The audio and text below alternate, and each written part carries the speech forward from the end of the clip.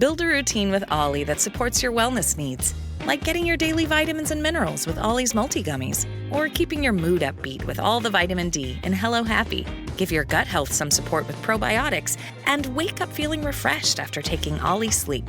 Do wellness on your terms. Find Ollie at a Walmart or Target near you or at ollie.com. These statements have not been evaluated by the Food and Drug Administration. This product is not intended to diagnose, treat, cure, or prevent any disease.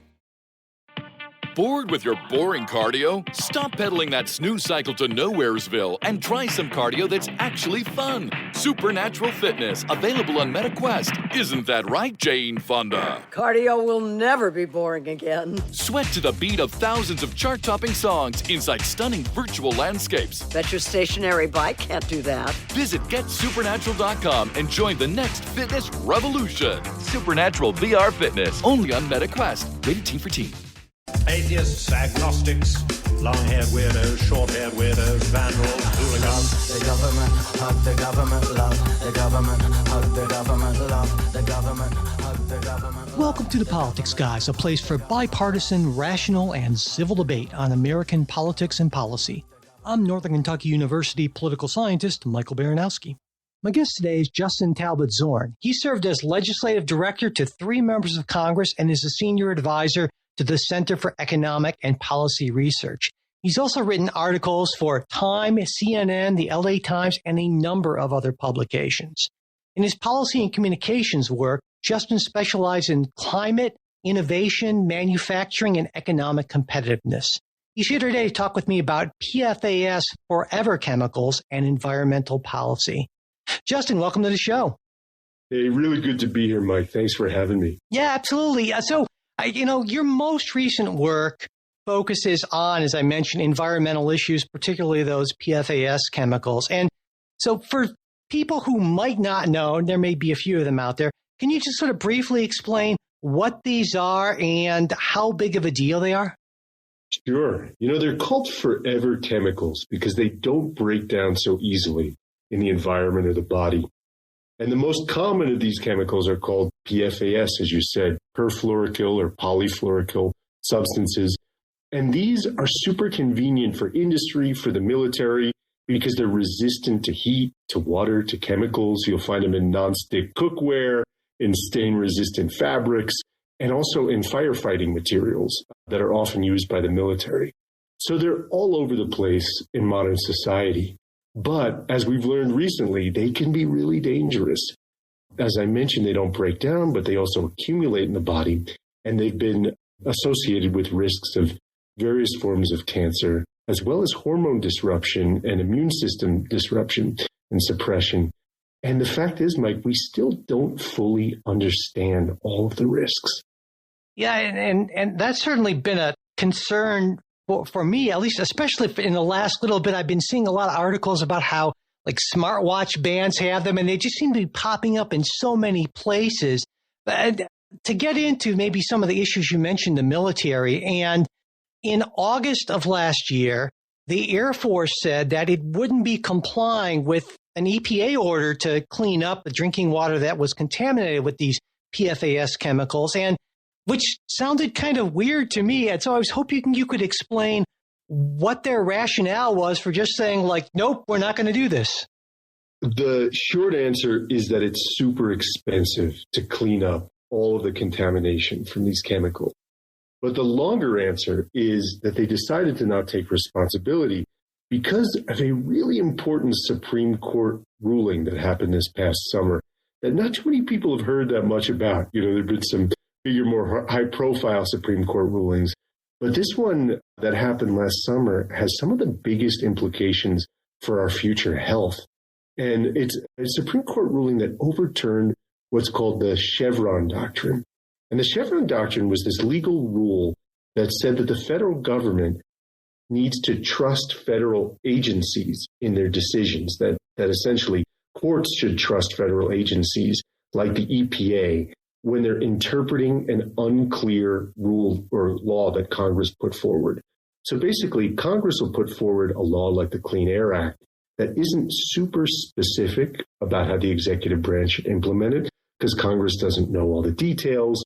The scientific facts may change. the technical experts are a place like the EPA. So under the Chevron doctrine, if Congress is vague in what it says that government should do, then the courts defer to the EPA or to the FDA or one of these branches where there's expertise. In overturning the Chevron doctrine this past summer, the Supreme Court essentially said the government can only do what Congress explicitly stipulates. And what that means is the government is hamstrung from requiring, for example, the Air Force to clean up massive contamination from PFAS because Congress didn't explicitly stipulate that in the law. Yeah, and I'm happy to say that on the Politics Guys, we are big fans of, well, I am big fans of Chevron deference, which is now, as you point out, gone by the wayside. And for exactly the sort of reasons that you laid out there, because it was very frustrating to me that the court did that. I wasn't surprised at all, but clearly it's created some problems, not in this area, but in a host of areas. And you know, there's not just that to contend with. There's also the incoming Trump administration. In one of your recent articles, I love the way you put this. You wrote that in seeking to shrink the administrative state, Trump could also shrink the testicles of American men. It's like, okay, we definitely have to bring that up. So why don't you explain what you meant by that? All right, Mike. So now we're getting into the meaty stuff here. You know, Trump positioned himself in this election, in this past campaign, as a kind of candidate of unbridled masculinity. You know, he walked into the Republican National Convention in Milwaukee to the tune of "It's a Man's World." He had Hulk Hogan rip off his shirt and declare him to be a gladiator. And, you know, you've got J.D. Vance and other conservatives in the party citing these falling male fertility rates or fertility rates in general as this kind of existential threat to our future. But the contradiction that I'm pointing out here is that because of a lot of the commitments to cutting bureaucratic red tape or cutting the size of the administrative state that the Trump administration is committed to, there's actually a huge amount of risk to men's health, and particularly hormones and testosterone levels and fertility. There's major research showing that PFAS, as well as many of the pesticides that have been deregulated, that were deregulated during President Trump's first term, seriously affect men's fertility. And under the Project 2025 plan that was, you know, written by many of President Trump's advisors, there are plans to eliminate some of the requirements, for example, under the Toxic Substances Control Act, to track and manage how endocrine disruptors, these hormone disruptors like PFAS, are getting into our society, getting into our environment. Yeah, I wanted to get into, I'm glad you mentioned Project 2025, because in getting ready to talk with you about this, I took a look to see what it specifically had to say about that. And there were two recommendations that I noticed. And the first one was to revise groundwater cleanup regulations and policies to reflect the challenges of what they call omnipresent contaminants like PFAS. And then I thought, well, okay, that seems kind of counterintuitive to me if there are these bad things and they're all over the place. But then I read the second recommendation, which is revisit the designation of PFAS chemicals as hazardous substances under the CERCLA, which most normal people know as Superfund. And so putting those two things together, my interpretation here is that the Project 2025 writer of this section, at least, concluded that PFAS aren't as dangerous as a lot of people want to believe. And even if they are, you know, they're everywhere. And so we shouldn't go crazy on cleanup. What do you think about my interpretation there?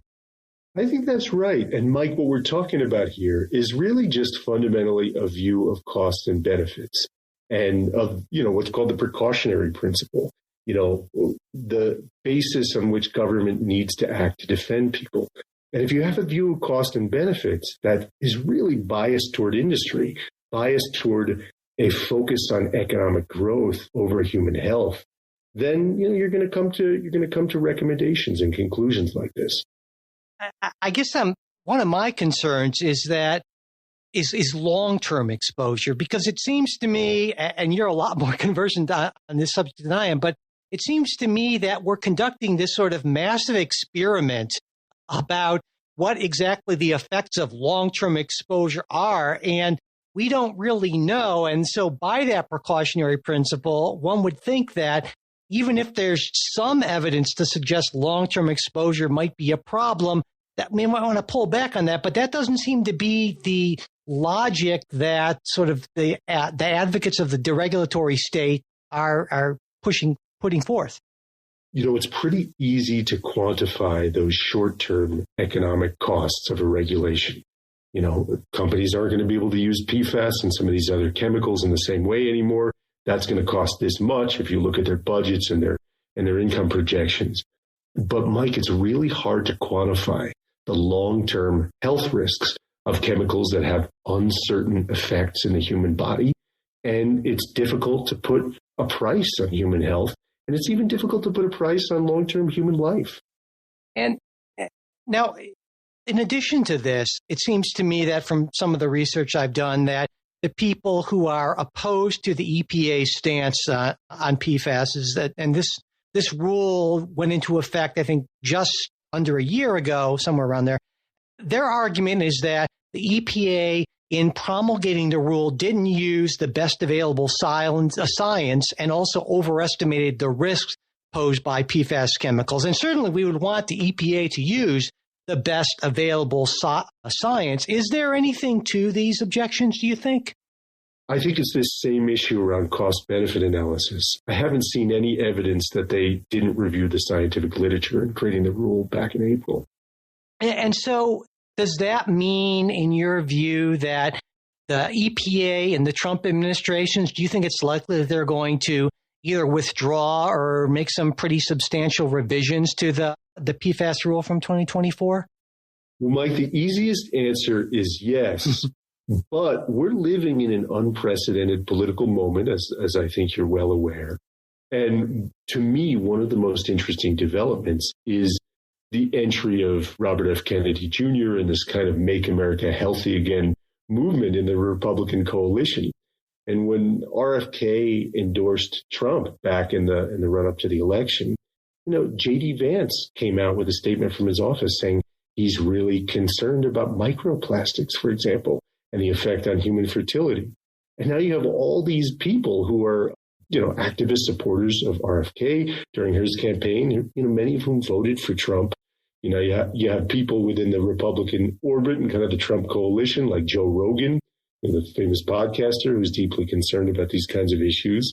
So it's a bit of a wild card because we don't know how much these new coalitions will affect Republican policymaking, particularly at the level of administrative decisions, like what's happening at the EPA, where Trump has appointed an industry loyalist. But I've got to say, Mike, this is an interesting moment where there really are some new possibilities emerging. RFK Jr. has really made the case that Republicans need to be able to have their own mantle now to environmentalism. And, he wants Republicans not so much to think about climate and carbon, but to think about their own ways of keeping food and water clean. Now, that runs up against everything in the policy playbook that Trump has, but it creates a contradiction, at least rhetorically, with what's now his base, or a part of his base, I should say.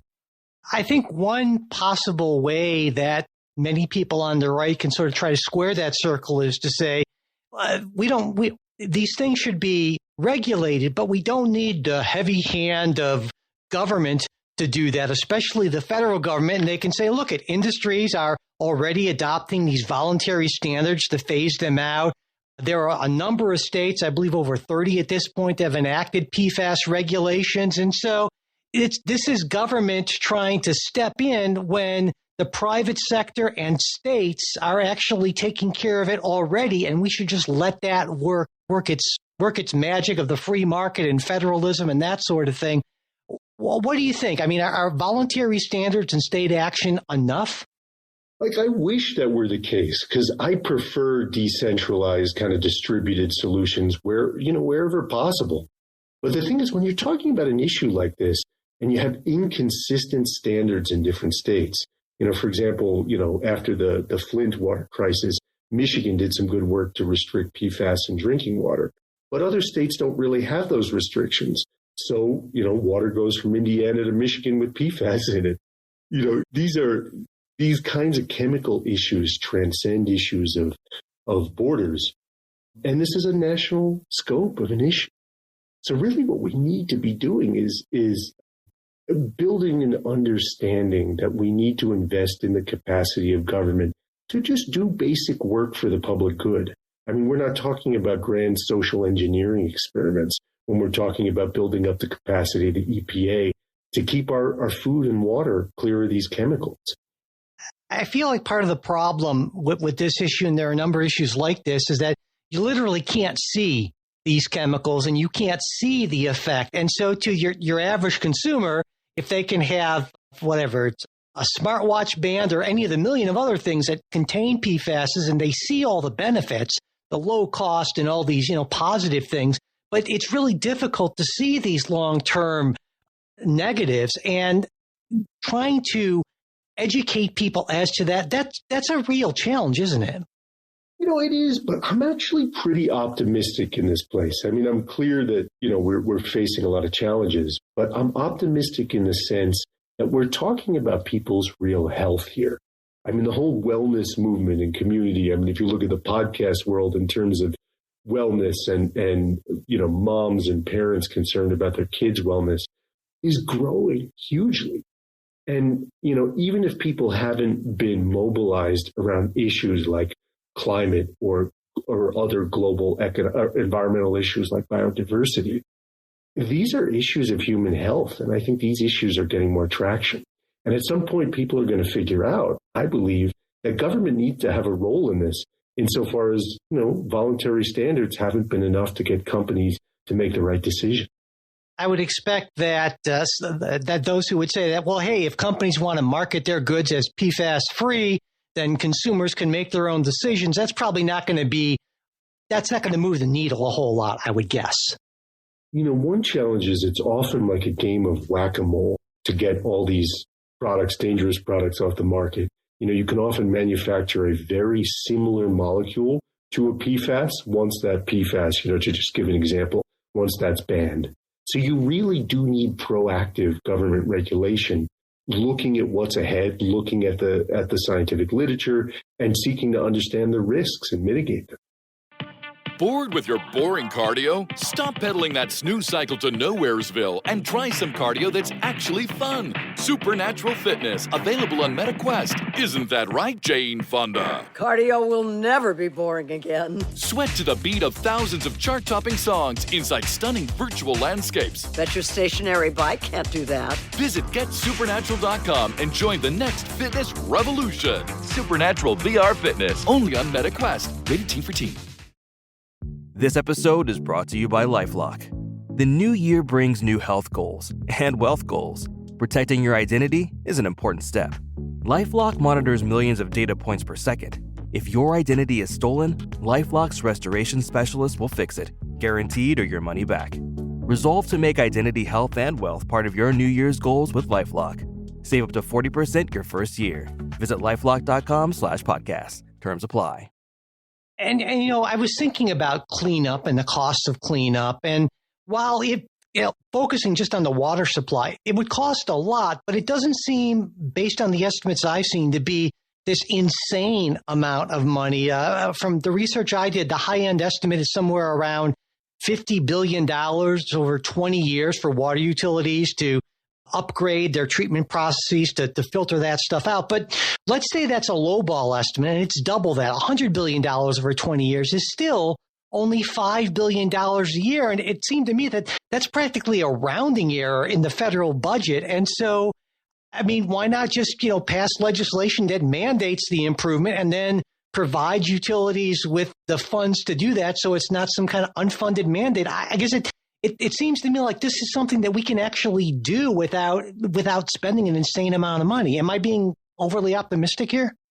Totally. I mean, an ounce of prevention is worth a pound of cure. And again, I think as people come to understand that these are issues of their own health and their children's health, these are the kinds of things that we should be investing in. But part of the challenge, Mike, back to this idea of the Supreme Court ruling, what we were talking about, is the capacity of Congress to make a decision like that. The capacity of Congress to regulate on these kinds of issues. Congress in the 1990s basically gave itself a lobotomy. When Newt Gingrich became Speaker, they liquidated the Office of Technology Assessment, which was kind of the internal technology think tank in Congress, science and tech think tank in Congress, that would help them understand the implications of these ideas. They gutted a lot of the committee staff expert budgets that were responsible for tracking these kinds of risks. And they often did this, under the guise of saving money, but it was really just to hand more authority to lobbyists. Because when Congress lost its capacity to really learn about environmental and health risks, it was handing more power to lobbyists because, junior staffers really didn't have the time and bandwidth to figure out how to write legislation with all these, rules that were following what the scientific literature was saying. So, in order to do what you're talking about, we need to invest in the capacity of Congress to govern and to really make rules in these areas. And that seems to be, for so many people, such a non-starter, because it seems to me that if you talk to members of Congress privately, they'll say, yes, this would be great. We should build institutional capacity. But almost none of them are willing to say that publicly because it sounds like, well, let's spend more money on us. And they feel like that's politically a non-starter, essentially, right? Yeah, I think that's right. But it also occurs to me that even if we can somehow build up that institutional capacity, there's still the problem of the disparity in lobbying, because when you have a situation like this where sort of on one end you have some pretty deep-pocketed corporate interests who would have to kind of face these concentrated costs right away to shift away from this, and the benefits are so diffuse over time, and the lobbying groups on the other side, it's not like we're not talking about a standard model of pluralism here where there's kind of equally, competing elements here. We have some pretty strong corporate entities who are going to push back hard against that. And I would expect that a lot of members of Congress are going to respond to that, right?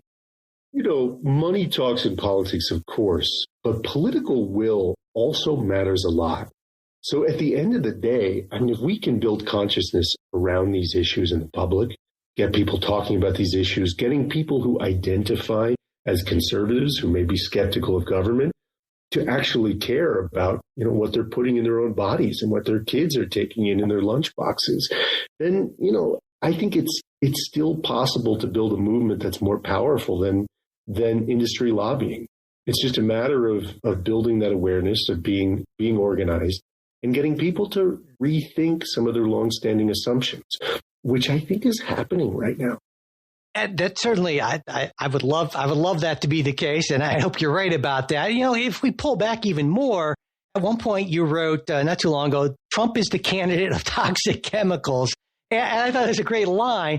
But then I thought, well, wait a second, Donald Trump didn't just win in 2024; he won the electoral vote, he won the popular vote, which, by the way, a Republican hasn't done in the last 20 years, and so.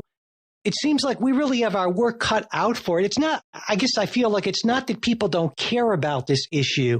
It's that it's so far down on the list of issues they care about that somehow trying to elevate that above things like, inflation, the economy, we need to figure out some innovative ways to do that, I would guess.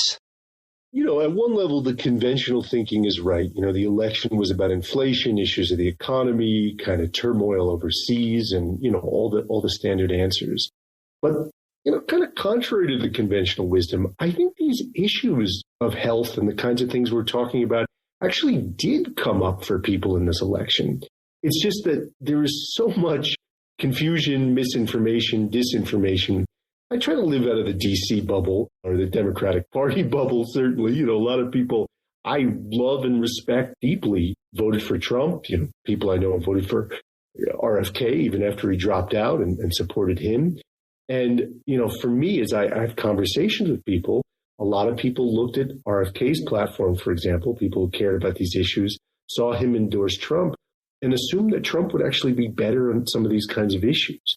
So I think it's important to look at the specifics of who Trump is appointing to run the EPA, for example, or who he's listening in terms of these industry advisors when it comes to the chemical industry. And again, a lot of these are open questions as to who's going to have control in these years. And there are, some Democratic members of Congress, like, Cory Booker and Bernie Sanders and others who've led on a lot of these issues, who I think are going to be willing to find unusual allies on the right to start to work on some of these issues.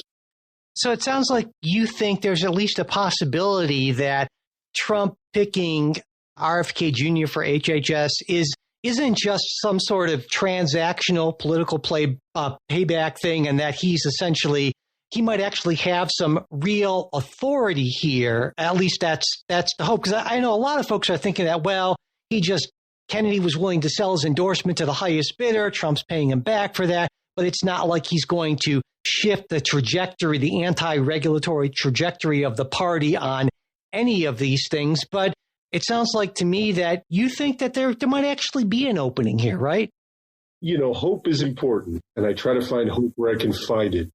And as we know, Trump is typically a transactional figure. It's kind of part of his brand. But, Kennedy at one point polled as high as 15% nationally. When he dropped out, he was closer to 5 or 6%. But there's a case to be made that he gave Trump enough of an advantage to swing the election. And Trump is enamored with, having a Kennedy in the fold, I think, someone with that name. And Trump also, I think, needs that kind of Joe Rogan bro demographic for the future of his coalition in the Republican Party. A lot of the organic moms kind of post-COVID who joined the fold as well. I think these are important new elements of the Republican coalition.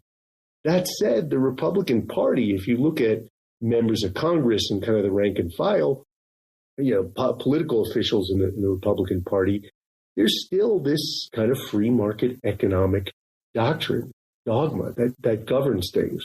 So we're living in an age where, the Republicans are facing some real contradictions. So I think it's up to us, people who are working on these issues, to see if we can find some openings and find some good way forward, good ways forward to deal with toxic chemicals, to, make some progress on health and environmental issues. I want to transition a little bit from off of the PFAS issue to another important and growing environmental issue that you know a lot about, is that the power that's required for data centers to, especially given LLMs, that it's blown up in popularity, and they're so energy intensive and they're growing so quickly. And there was an article that you co-authored not too long ago in Scientific American, and you wrote, by 2027, the amount of water AI uses in 1 year worldwide is projected to be on par with what a small European nation consumes. And adding, worse, large numbers of data centers are located in water-stressed regions. And so you and your co-author suggest what seems to me to be kind of a no-brainer, or at least that's not going to fix the issue, but be a partial fix. And it sounded like a really cool idea. I was hoping you could talk a little bit about that. For sure. I mean, it sounds like we're talking about a different issue here with, water conservation and all this, but we're fundamentally talking about the same thing here, which is the kinds of environmental issues that affect everyone and issues where we could potentially find bipartisan support. Everyone cares about water conservation, irrespective of whether you care about climate. And, now there's this research showing that a single ChatGPT session can consume as much water, about the equivalent of a 16-ounce bottle of water to cool servers. I mean, now you have these situations where you have entire municipalities, jurisdictions, handing all of their water over to data centers. So you're hearing a lot about Microsoft and other companies going and getting nuclear power contracts with 3 Mile Island and other places for all the energy, but we don't have much of a plan for what to do about water. So, one of the simplest, most proven solutions, promising strategies, is simply catching rainwater from the sky. This has been something that human beings have been doing since ancient times. And, right now there's a lot of growing interest in figuring out how we can catch rainwater more effectively. And, there had been some regulations owing to impacts on watersheds and drainage into river systems that had prevented a lot of rainwater system permitting. And a lot of those are being revised, as a lot of the research is showing now that we should be catching way more rain that falls from the sky, and that it's not affecting rivers as much as was previously thought, and not affecting recharge of groundwater as much as was thought. So this is one of those really simple solutions that I think we can build out and find bipartisan support for as well. For example, why don't we have the same kinds of tax credits that we have for solar for catching the rain? I think a lot of folks, when initially presented with this idea, would say, well, that sounds like a cool idea, but I don't see where there's a role for government. But I think in explaining it, you pointed out that in almost all these things, there tend to be regulatory hurdles that can either be made greater or lesser, or tax incentives. And so even if it looks like on the surface that the market can just sort of do this, there are ways that we can certainly, it seems to me, to make it more likely, right? Now, sometimes with a simple solution with this, there's just a question of scaling up the manufacture of the equipment that's needed. Tanks, for example, are still pretty expensive. So finding ways to be able to reduce the cost of storage systems so we could bring that to scale and get more rainwater harvesting happening. Or, for example, also, in the Inflation Reduction Act, which was the signature climate law that the Biden administration passed, you had the creation of these green banks around the country, which are not full-on government agencies. They're often public-private partnerships that help to de-risk investment in solar and wind and other environmental solutions. So getting some of these green banks, for example, to focus on rainwater and other simple, clear, low-hanging fruit type solutions, I think is a good way forward. I feel like one possible way because the environment tends to be seen, rightly or wrongly, as a democratic issue, right? A liberal, progressive sort of thing. But it seems to me that one way of reframing it to sort of get more conservatives on board is in a sense of American competitiveness, saying that, listen, do we want China to win the green revolution, or do we want the alternatives to these omnipresent PFASs to be developed outside the United States? And do you think that that's possibly a viable way to try to get more right of center buy into these things? That's a big part of it as well. I mean, I advise a company that manufactures graphite actually that's made out of carbon that's taken from the atmosphere. And the vast majority of graphite right now is made and processed in China. And that's a huge problem, not just for EVs, but all different types of electronics. So, as we think about the energy transition, these are all supply chain issues as well that, overall just affect our ability to compete. So I think with that climate law, the Inflation Reduction Act that I just mentioned, the economic competitiveness angle was a big driver.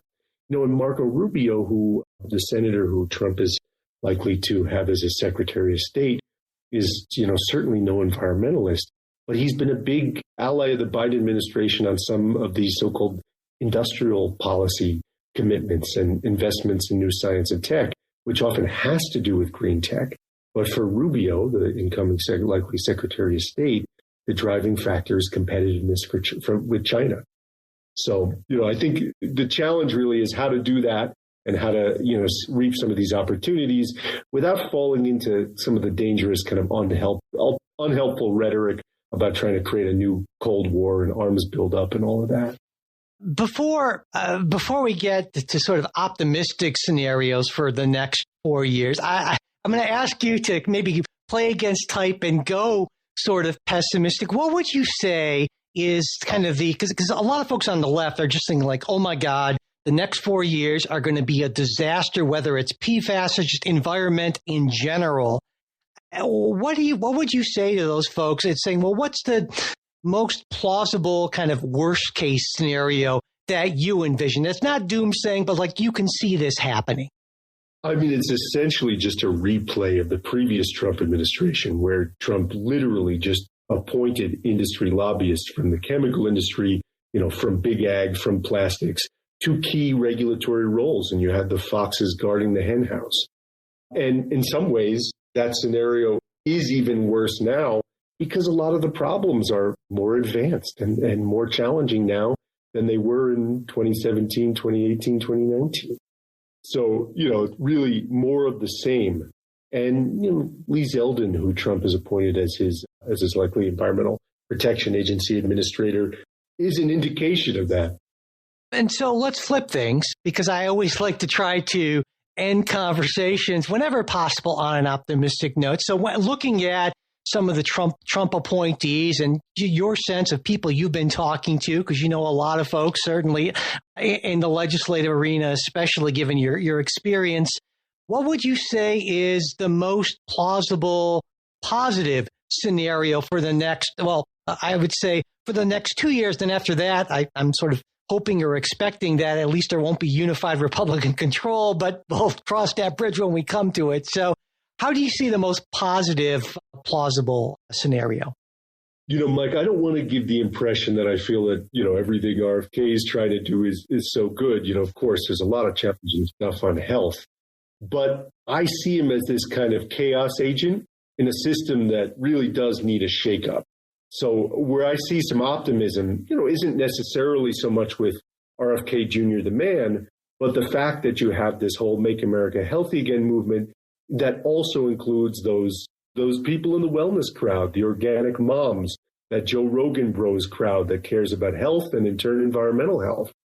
And my optimistic scenario is that you have that creating a new kind of grassroots that cares about health, that cares about some elements of the environment, even if it's only these, toxic chemicals and some of these issues, creating grassroots support that motivates some Republican members of Congress and some in the incoming administration to work with members of Congress who have been, Democrats in Congress who've been champions on these issues, so that first, in terms of defense, we're able to push back against some of those negative scenarios that I described before, but that we also, on the offense, may actually be able to do some bipartisan good. I think about clean and healthy food, organic ag, regenerative ag, which is also an important thing for the global environment, thinking about sequestering carbon in soil, the health of soil, thinking about, again, as we started this conversation, talking about getting toxic chemicals like PFAS, forever chemicals, microplastics out of those supply chains. And I think potentially there's also some opportunity around issues like biodiversity and habitat prevention. When RFK went on Tucker Carlson's show, this is just waxing poetic about how Republicans should care about nature, even on religious grounds of caring for creation. And he was telling Tucker that, they just shouldn't be so concerned about carbon and climate. And Tucker was just eating it up. He had tears in his eyes. It's like, yes. And I was pretty shocked to see that. Just saw a clip of it. But, it created some hope in the sense that there could be an opening. Because it's untenable in a system where we have two political parties and power inevitably changes hands between the two. It's untenable that one of those two major political parties deny the reality that humanity depends on nature. Like, we need Republicans to care about the environment at some level. So I think as we're seeing this shakeup happen now and some of these new kinds of constituencies enter, we may have an opportunity to build some unlikely allies on environmental issues. And in one way, as I say, in one way, thinking about Donald Trump and sort of the changes to the Republican Party, you could almost spin that, at least when it comes to environmental issues, in a positive way, saying that the sort of Cato Institute, libertarian, hands-off, deregulatory Republican Party that kind of represents the old guard, well, that's not necessarily what animates the populist MAGA Republicans. And so maybe that's an opening as well. That's right. I mean, but again, the fact is, like in that first Trump turn, that free marketeer crowd still dominated. So it remains to be seen if it's really possible. And, it's up to advocates. It's up to us. Yeah, let's certainly hope so. Well, on that note, we will close. Thank you, Justin, so much. I really appreciate you taking the time to talk with me today. Mike, thanks so much. Really good conversation about some important issues. Thanks for doing what you're doing. Thanks for listening to this Politics Guys interview. If you're not already a supporter of the show, I hope you'll consider becoming one, because without our supporters, we wouldn't be able to do this. And when you become a supporter, you get not just that warm, fuzzy feeling, knowing that you're supporting a good cause. I like to think we're a good cause, but you also get stuff like ad-free versions of everything we put out. You get our supporter exclusive midweek show, the full length of that, not just the preview. And you also get to be part of our Discord group if you want. And there's always some interesting conversations going on there. At the $10 a month level or more, you get to actually be part of the episodes Jay and I do, if that's something you're interested in. So there's a lot of stuff is what I am saying. And I hope you'll consider checking it out. And to do that, just go to patreon.com/politicsguys. If you want to support us on Venmo, we're at Politics Guys. You can also support the show through PayPal. And all of our support links are always in the show notes, as well as at politicsguys.com/support. And as always, I want to close with a very special thank you to our wonderful executive producers, Bruce Johnson, Wilma Moreno, Daniel Toe, Ryan Beasley, and Don Oglesby.